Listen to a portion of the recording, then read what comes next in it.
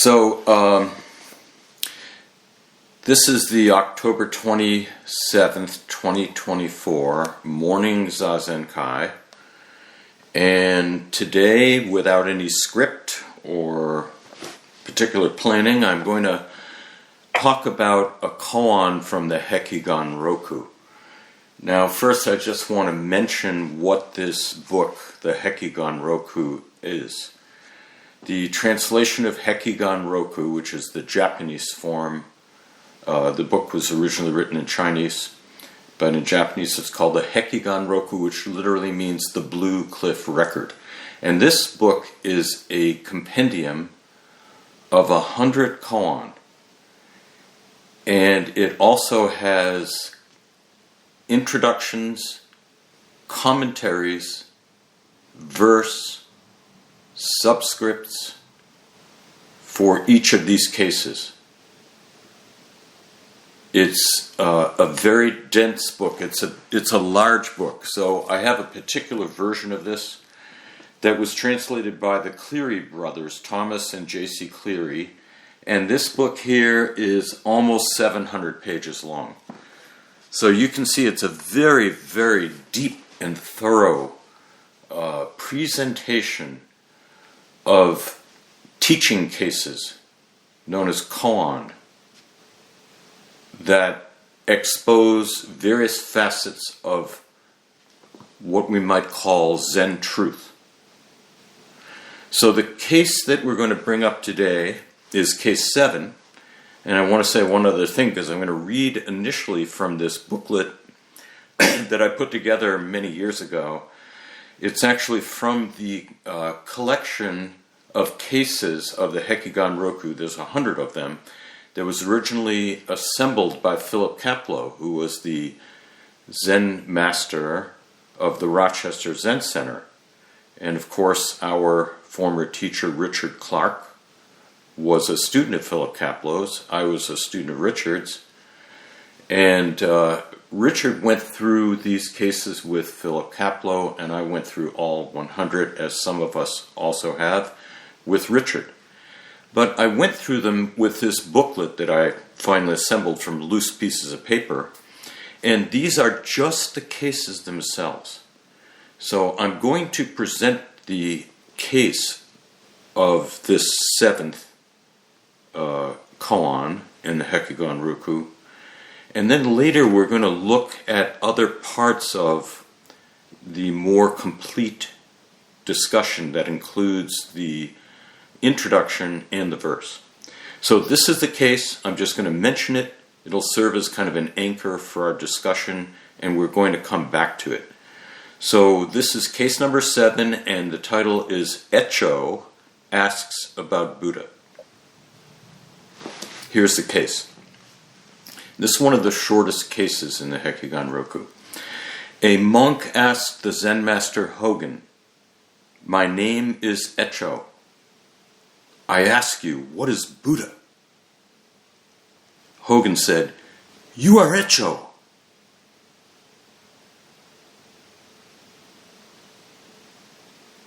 That's the case.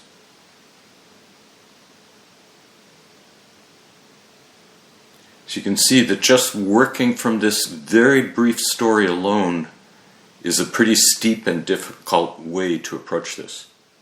We'll go into it further, but I want to talk about a few matters that this case kind of ties together. So first I'm going to mention a different book. This is a kind of a source book for Buddhists, and particularly Zen Buddhists. So Zen Buddhism has a particular affinity with this ancient Buddhist text. And so this text is the Diamond Sutra. And it, in a sense, each chapter is in a sense a kind of koan. But in one of the chapters, there's a line that you can also consider a koan, meaning a statement or an event that points directly at the truth, but which can't be appreciated solely with your intellect, solely with the conceptual mind. You have to take a leap beyond your mere thinking, and especially your ordinary way of thinking, which is very dualistic subject. I'm over here on one side of a dividing line, and the rest of the world is on the other side of that dividing line. That kind of thinking will not penetrate into a koan or this line from the Hekigan, from the Diamond Sutra. So this line that I'm going to recite now from the Diamond Sutra was overheard by the sixth Zen patriarch, Huineng.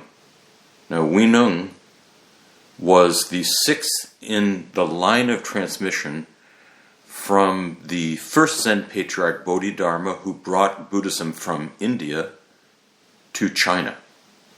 So the sixth successor in this line was the final Zen patriarch. His name is Huineng. He was just a boy. He came from a very poor family. His father had died. He only lived with his mother. And he went out as a young boy searching for firewood. And while he was collecting this firewood, he saw some Zen monks, or Chan monks, standing near a fence. And one of them recited a line from the Diamond Sutra. When Huineng heard this line, he had an awakening experience. And this later propelled him to become a monk and become deeply awakened. The line is this: develop a mind that abides nowhere. That's it. Develop a mind that abides nowhere.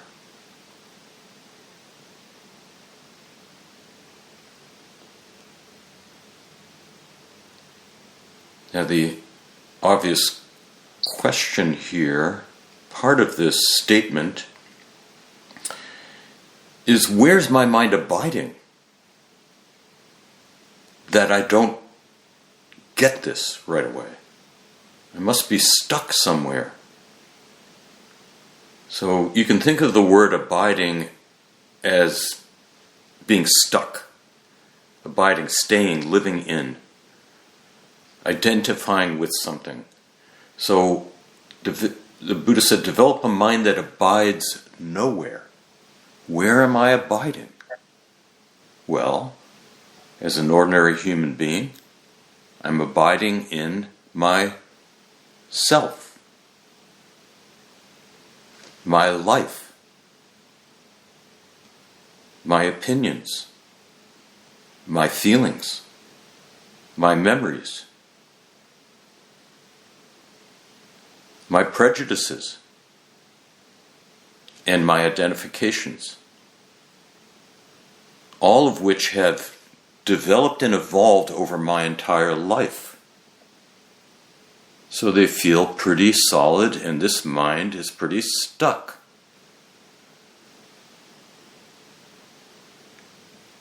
If I were to name this abiding place, it would be my name.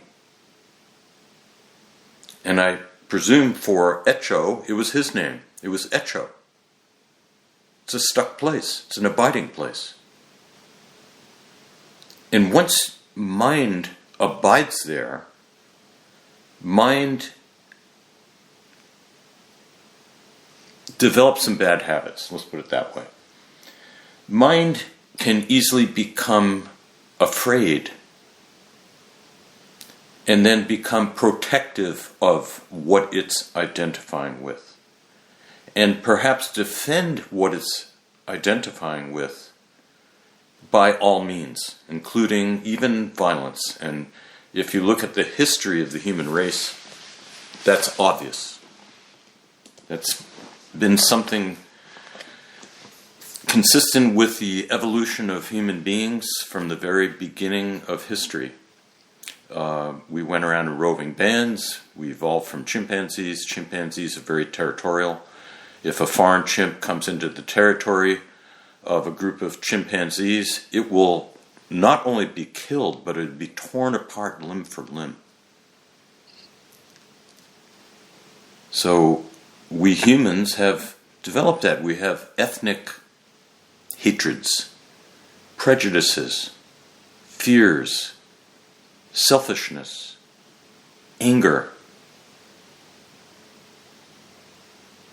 All of this seems to be part and parcel of this abiding place.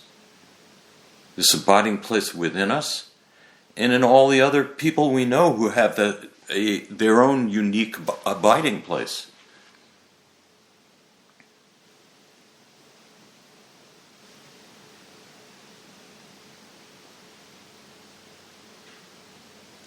So there is a chant in Zen practice that I myself will often say silently to myself as a way of reawakening to the danger of identifying with, abiding in what you could call a separated entity with characteristics passing through time. Let's say that again. A separated entity with characteristics passing through time, whose name is me. And the chant goes like this. All evil actions committed by me since time immemorial, arising from greed, anger, and ignorance, manifesting in body, speech, and mind, I now repent having committed. And you can bet that Eh-Cho probably many times said this chant in whatever form he may have recited it in. So there's something about this abiding place that we feel is blocking us, trapping us, keeping us apart from something far more joyful, connected, positive, life-giving. And so what can happen, the distortion that can come into spiritual practice, mindfulness practice, any kind of meditation practice, and particularly Zen practice, is the castigation of this thing we call me, the trying to get rid of it, trying to make it go away, realizing it's blocking me, and as long as it's there and I'm identifying with it, I can't fulfill the line in the Diamond Sutra that Huineng was able to become enlightened over, which is develop a mind that abides nowhere. So what happens, the distortion in practice, is that we're not so much developing a mind that abides nowhere, but we're attacking the abiding place. We're trying to get rid of it. We're trying to change it. It's not right. It's not good. We analyze it. We go to therapists. In our Zazen, we try to focus intensely on something other than that, but it keeps coming back in. And this struggle and this intensity and this kind of tone of negativity towards the ego standing apart with its fears and prejudices can turn into, over a period of time, something that almost every serious Zen practitioner, intense Zen practitioner, including monks, including Hakuin, who describes his own, and including many thousands of practitioners, we could call Zen illness or Zen sickness. And there are people and foundations that have evolved to actually counsel and treat meditators who have developed one or another kind of Zen illness. One of them is called the Cheetah Foundation. I read about it last night. There's a whole number of therapists with background in meditation, almost all of whom have suffered their own form of Zen illness. And they have all sorts of methods to treat people who have suffered from the kind of meditation practice that's involved with getting rid of the ego, getting rid of it. It's blocking me. I have to get rid of it. I have to move away from it. It's dragging me down. So if we look again at this case, a monk asked Hekigan. Hekigan was a Zen master from the Tang Dynasty. The Hekigan Roku, incidentally, was assembled just at the end of the Tang Dynasty, beginning of the Sung Dynasty. But these are stories about masters during the golden age of Zen, the Tang Dynasty. Hekigan was a master who was on a pilgrimage and stopped at a hermitage along his way and sat down with a teacher, a Zen master, named Jizo. And they had a long conversation. It was late at night, it was dark, and Jizo said to Hekigan, "What is the purpose of your pilgrimage?" And there was a long silence.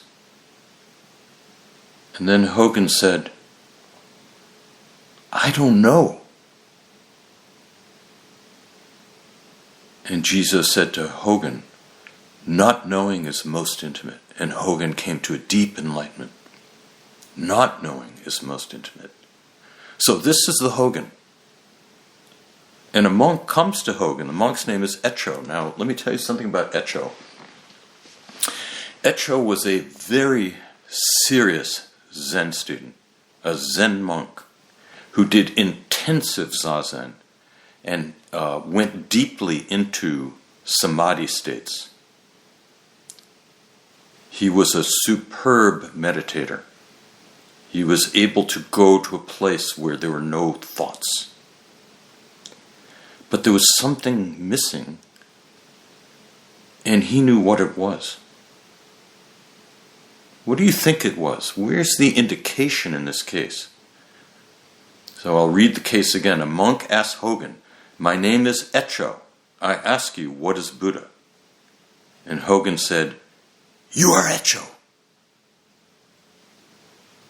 And Eh-Cho came to a deep awakening at this statement. So the clue here is his telling Hekigan what his name was. "My name is Eh-Cho." This is the me that Eh-Cho couldn't get rid of, that was blocking him. Yes, he was a wonderful Zen student. He was a master of Zazen.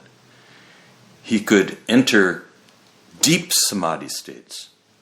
But every time he came out of the samadhi state, this old self came back. Eh-Cho, blocking him, creating the fears, the feeling tone of being a separated individual, an entity with characteristics passing through time. He couldn't seem to get rid of it.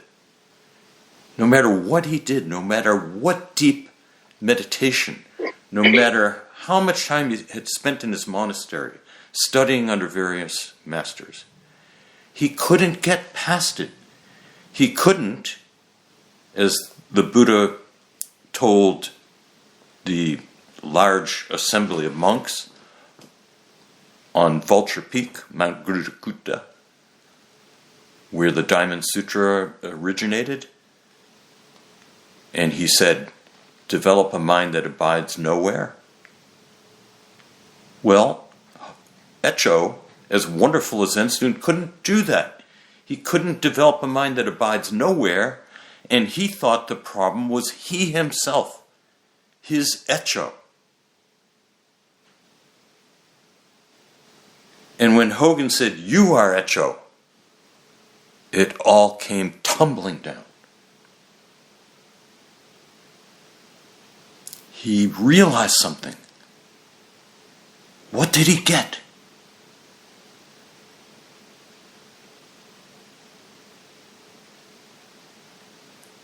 Hekigan said the obvious, you are Eh-Cho.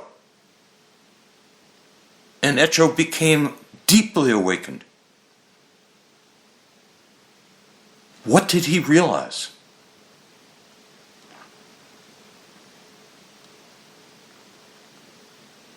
Okay, now, there's another way to translate that line from the Diamond Sutra, develop a mind that abides nowhere.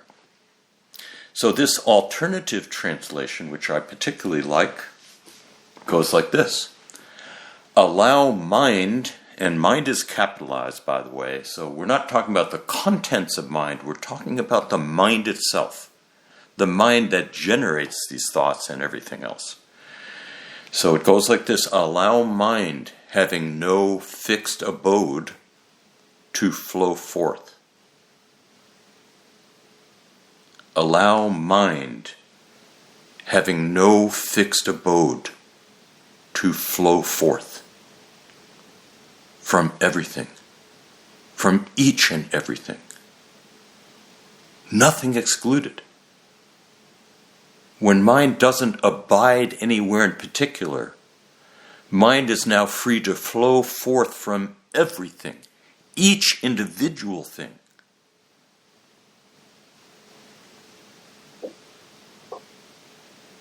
You're starting to get this a little better? So Hekigan said, in answer to Eh-Cho's question, what is Buddha? He said, you are Eh-Cho.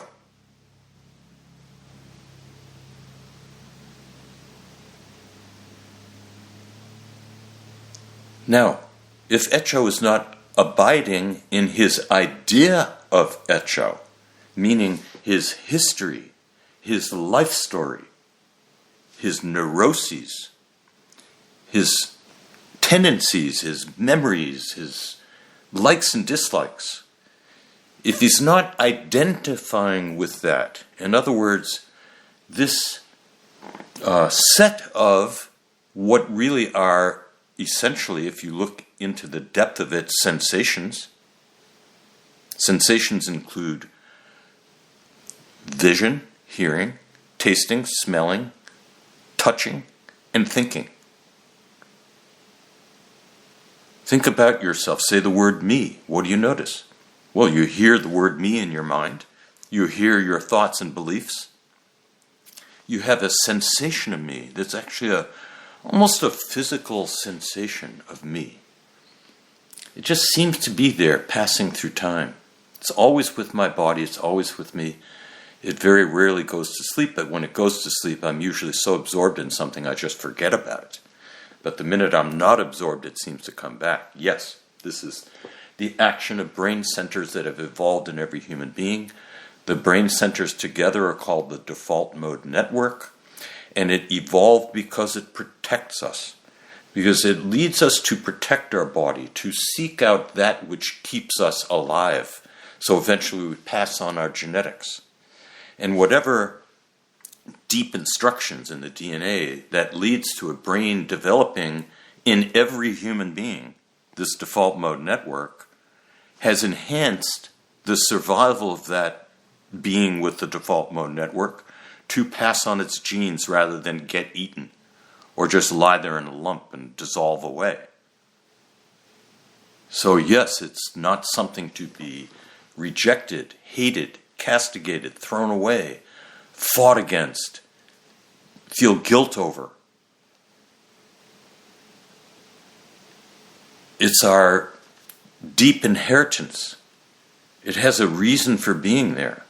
It evolved to protect us.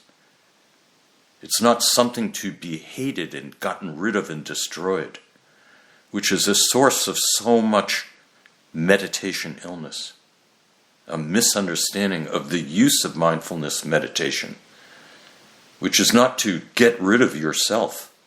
It's to do what? It's to not identify with yourself, not get rid of it, just don't identify with it. As the Buddha said, develop a mind that abides nowhere. Yes, that's there, but it doesn't have to be your abiding place. You don't have to take this very familiar, deeply habitual, set of sensations, thoughts, beliefs, feelings, emotions, prejudices that all together go under the rubric me. You don't have to draw a circle around it and be the inside of that circle. This is what we do mistakenly. We mistakenly make a dividing line around this entity with which we identify, this me, and the rest of the world we seem to have no control over, that we then call not me. And now there's a dividing line. And the way we deal with the dividing line is not to get rid of the dividing line, it's to get rid of the me. What a mistake. When Eh-Cho went to Hekigan, Hekigan's words dissolved the dividing line. It didn't get rid of Eh-Cho. You can't do that. No one can. Now you'll read stories of Zen masters and deep enlightenments, these flashing experiences, like people call it a cosmic orgasm. Well, maybe some practitioners will have that, particularly monks who are professional Zazen students. But most of us will not have flashing, extreme experiences like this. But yes, we will become awakened. But that awakening doesn't come from, and even for the Zen masters that had these stupendous experiences that they're described in the literature, nobody knows for sure if it was embellished. I don't know. I presume it wasn't. But even they come back to a self. You have to have a self to function in the world. So it's not about getting rid of Eh-Cho. It's about not identifying with a small part of Eh-Cho. These thoughts, beliefs, feelings, the identity, the sense of an ego, the sense of a self, is a tiny postage stamp of Eh-Cho's total self. It's a postage stamp. And mistakenly, he identified with it, he abided in it, and then he tried to get rid of it. But he couldn't get rid of it. So he thought he was trapped. And Hekigan showed him, no, you're not just this postage stamp. You are the whole Eh-Cho. And that's precisely what the Buddha meant when he said, allow mind having no fixed abode, not just identifying solely with this postage stamp called me. Allow mind having no fixed abode to flow forth from everything. There's a very big difference here between getting rid of the entity you feel trapped by and no longer solely identifying with that as yourself. And then you become that entity with characteristics separated from everything else, passing through time. And that's the ordinary small ego that we all have and often causes tremendous suffering, both for ourselves and others and the world. So let me try to elucidate a little bit more what we're talking about here. So last night I watched a video, and the video was part of a two-part series. The two-part series was called Everything and Nothing. And what I watched was the first part, and it was called Everything. And it's basically about cosmology, or the origin of the universe, and how we came to know how the universe is constructed. And I'm going to tell you this because it's going to lead back to this mind flowing forth. So it took a long time for human beings to develop the technology and to free up their thinking to no longer believe that they were the center of a universe that was very small, closed around them, and basically the stars were on this very thin membrane surrounding the Earth, the Sun, and the solar system. And it took a telescope that was able to look past our stars and eventually look past the Milky Way and to begin to perceive nebulae, which are collections of stars almost unthinkable distances away, hundreds of millions of light years away. Remember, the universe is, and they determined this too, 13.8 billion years old. So when we began to realize that there was a world outside and we developed the technology to see it, we began to want to figure out, how big is this universe? Is it just one fixed size, like permanently passing through time? Or is it expanding or shrinking? We don't know. And someone, this was Edwin Hubble, brilliantly noticed through observation that objects in the universe very far away from us, their photons, the light coming from them, was shifted towards the red end of the spectrum. Now, what does this mean? What this means, when a light source is moving away from you, it's like a siren on a police car moving away from you. The siren gets higher and higher as it approaches you and then gets lower and lower because the wavelength goes down as it goes away from you. If a light source is coming towards you, it's shifted towards blue, which are shorter wavelengths. But if it's moving away, it shifts towards red. And what Hubble noticed was that as he looked deeper out into the universe, things were redder. Things were moving away faster and faster and faster. The universe was expanding. He proved it via what's called redshift. Why is this important? Because then it was obvious to these brilliant minds. If the universe is expanding faster and faster and faster outward, then if you go back in time, it's smaller, and they figured it out, they calculated that 13.8 billion years ago, the universe was so small that it had no size. It was what's called a singularity. No size, no space, because everything was in one place. The gravity was infinite, time stopped. There's no time, no space, no things, no individuality of any kind. Everything we see right now all around us was, if we run the clock back, one thing, and that thing was, in a sense, no thing, because it had no size, no characteristics, no individuality whatsoever.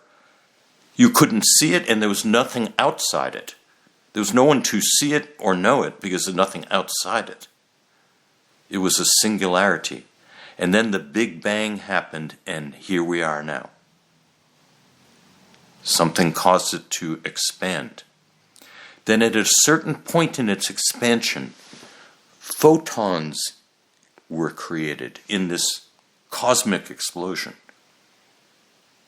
So people are saying, well, all right, there must have been a Big Bang, but how can we prove it? If there's a Big Bang, it had to be such an intense explosion, such an intense outpouring of light, that we should see that light everywhere we look, but we don't. You go out at night and everything's dark. Why don't we see light everywhere? Shouldn't that be the remnants of this tremendous explosion to crush all explosions? Then they realized, yes, it's all around us. What they saw was something called microwave background radiation, and we've all seen it. When we were kids, we saw it. We didn't know we were seeing it. If you turned on an old tube TV and it was too late and the channel had turned off, or you were in between channels or got out of tune, you would hear static and you would see this snow on the TV screen. Well, that static and snow was your TV antenna picking up the background microwave radiation from the Big Bang. It's here right now, and we can see it right now. It's all around us. It's proof.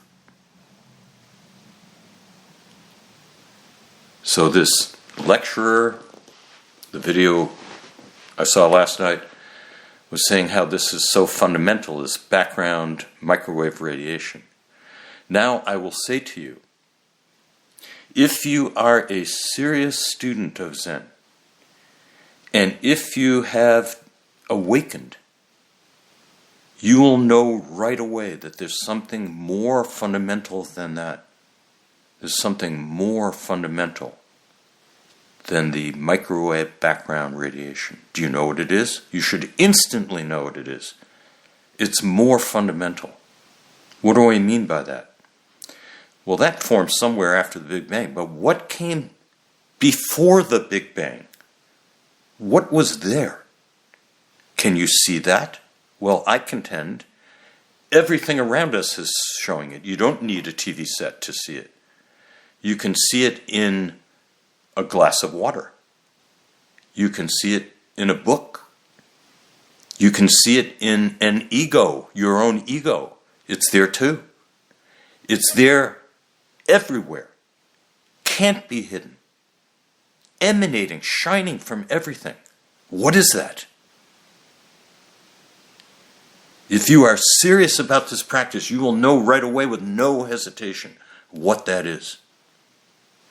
And this is another way of thinking about the statement, the interpretation of the statement in the Diamond Sutra, allow mind having no fixed abode to flow forth from everything. This mind is the most fundamental thing. Mind, with a capital M.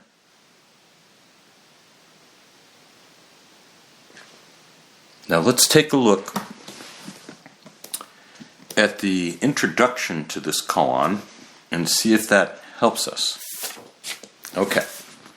So the introduction to the seventh case in the Hekigan Roku goes like this. It's actually called a pointer in the big book, which I call the Bible.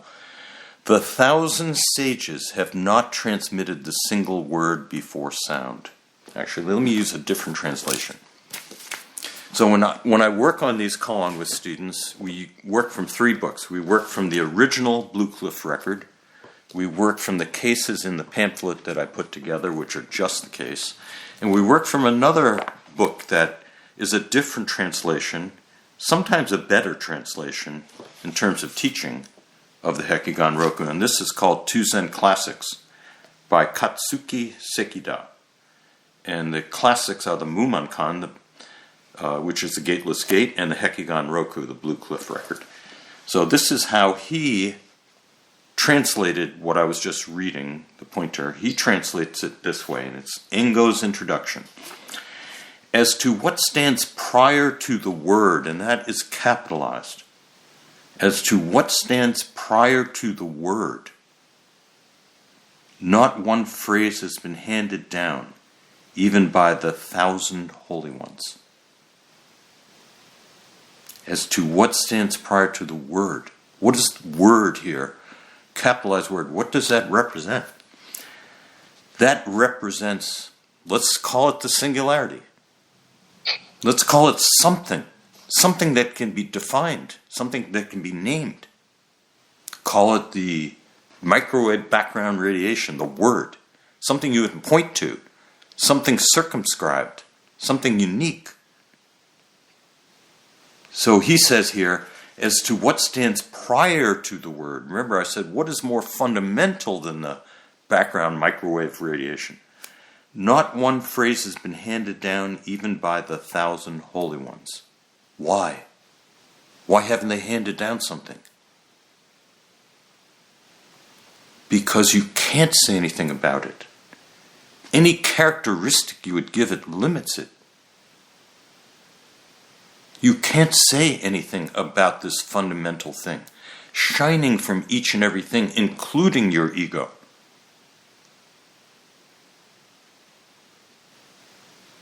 And then he says, if you are not yet intimate with it, you are separated from it by the 3,000 worlds. Why do you say that?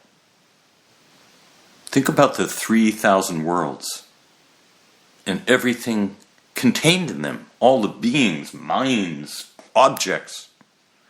Each one of these things is separating you from it because you think it's outside. You see these things as outside. You see your ego as outside of this thing prior to the word. So they block you.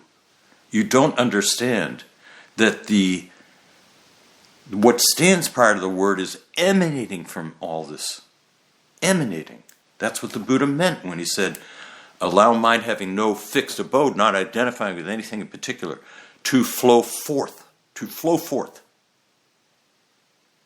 From trees, the blue sky, the birds, sounds, feelings, sadness, whatever it might be. Then he says, even if you have attained some understanding of it and could stop the mouths of people living in the world, you are not yet worthy to be called clear-eyed. That is why it says that heaven cannot cover it, earth cannot hold it, space cannot accommodate it, sun and moon cannot shine on it, no matter how vast we look. This is more vast and more fundamental. And then there's another line here. He says, when there is no Buddha, and when you alone are the master, then for the first time you are worthy of being talked about a little. Okay, there's more to it, but we won't go into that. So when there's no Buddha, when there's no idea of Buddha, when there's not even a hint of an idea of Buddha as something specific. Remember now, Eh-Cho asked Hekigan, what is Buddha? He had a notion of something that he couldn't quite get to. Buddha. And Hekigan showed him Buddha. So if you can't say a word about this place, you can't say anything about this place prior to the word. You have to directly point at something that is showing it, that's manifesting it. That's each and everything, and you yourself and the whole thing together. What is that? What is it? You should know right away what it is. Well, in the 3 Pillars of Zen, there's a line, it's hidden, it's hard to find, but when I saw it, I never forgot it. The line was written by Philip Kapleau, the teacher of my teacher's wife. Her name is Delancey Kapleau. She was also a Zen student and had a deep awakening. And after that awakening, wrote this line, and the line goes like this. Just to be is a supremely total act.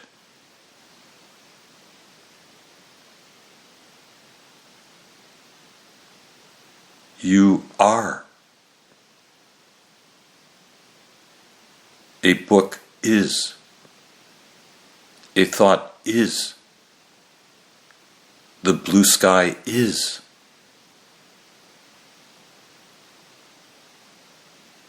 This is can't be described, but it's obvious. It's shining from everything. It's obvious, but it can't be described. Any description would limit it, but it has no limitation. That's why the Buddha said, develop a mind that abides nowhere. Don't take it and make it stuck in a certain place.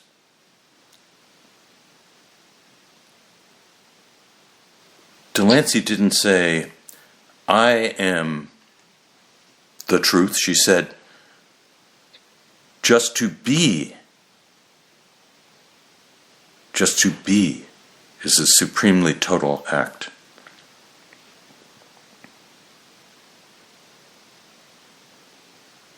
So in Zen, we end up pointing to it in various ways. One of the ways we might point to it is, so there are koan, they're called Dharmakaya koan, and they go into what this is, this fundamental mind with a capital M. So we'll end with this here, and I'll read it to you. These are called Dharmakaya koans, and one of these Dharmakaya koans goes like this. A monk once said to Are Eh-Cho, the physical body decomposes. You might also say, my ego is there, but when I die it will be gone. What is the indestructible Dharmakaya?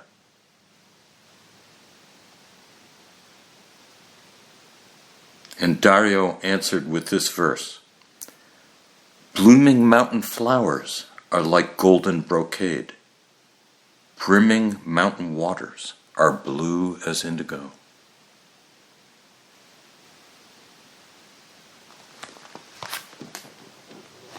In the third ox herding picture, there's a poem. The first glimpse of the ox is the moment of awakening. And the poem goes like this. A nightingale warbles on a twig. The sun shines on undulating willows. There stands the ox. Where could he hide? That splendid head, those stately horns. What artist could portray them? The very is of each and everything is the substance of me, the substance, the reality. Okay, we'll end there.